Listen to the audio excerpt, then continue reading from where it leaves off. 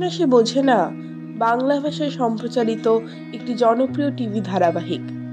সিরিয়ালটি 4 November 2013 star জলসা চ্যানেলে premier হয় এবং 18 জুন 2016 অবধি চলে। হিন্দি ধারাবাহিক ইস প্যার কো ক্যা নাম দু এই ধারাবাহিকের পুনর্নির্মাণ এটি। বাংলা ভাষায় এই ধারাবাহিকটি ভারতের পাশাপাশি বাংলাদেশেও ব্যাপক জনপ্রিয় হয়।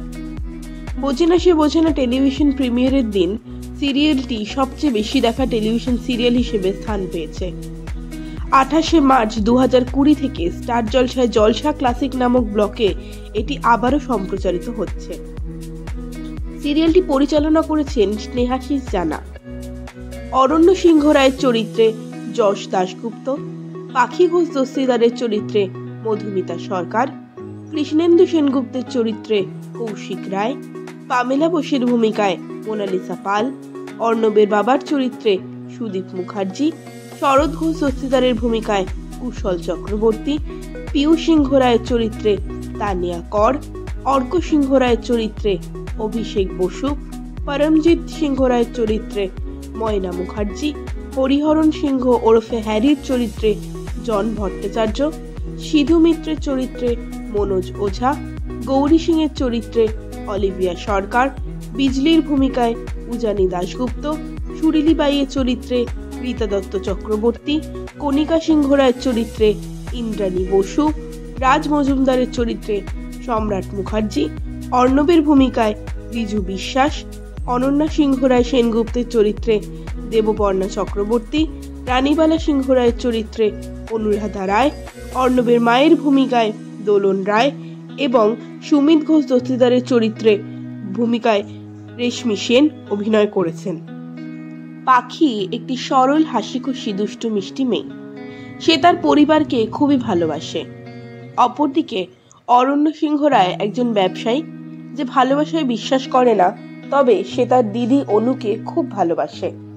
পাখিকে অরণ্য তার অফিসে কর্মচারী হিসেবে নিয়োগ করলে অরণ্য আর পাখির মধ্যে আলাপ হয়। ঘটনাচক্রে অরণ্যের ভাইয়ের সাথে পাখির দিদির বিয়ে হয়। এর মধ্যেই অরণ্য পাখিকে বিয়ে করে এবং বলে এটা একটা কন্ট্রাকচুয়াল বিয়ে, এতে 1 বছর পর তারা ডিভোর্স করে নেবে এবং তাদের একে অপরের প্রতি কোনো রকম কোনো অধিকার থাকবে না। কিন্তু তার সত্ত্বেও বিভিন্ন ঘটনাচক্রে তারা একে অপরকে ভালোবেসে ফেলে।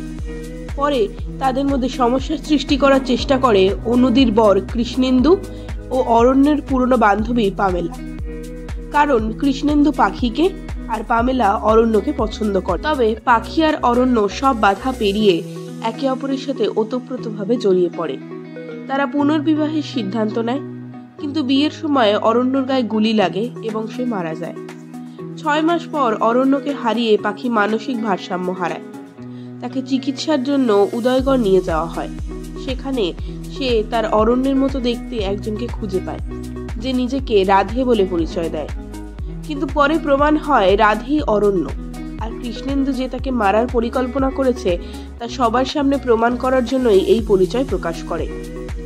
অরণ্যকে বিজলি বাঁচিয়েছিল বলে সে অরণ্যকে পাখির কাছ থেকে ছিনিয়ে নিতে চায়, কিন্তু অরণ্য বিজলির সব চেষ্টা বৃথা করে দেয় এবং অরণ্যকে পাখির কাছ থেকে কেউ আলাদা করতে পারবে না এই বলে বিজলিকে বাড়ি থেকে বের করে দেয়।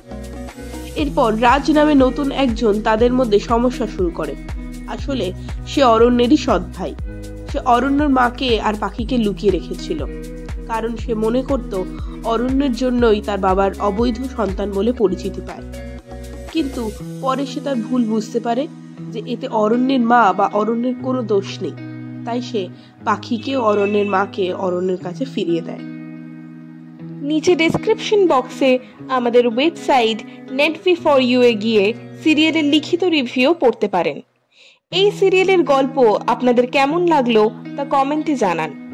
ভিডিওটি ভালো লাগলে লাইক ও শেয়ার করবেন এবং আপনি যদি আমাদের চ্যানেল আস্ক মির্চিকে এখনো সাবস্ক্রাইব না করে থাকেন তাহলে সাবস্ক্রাইব করুন। ধন্যবাদ।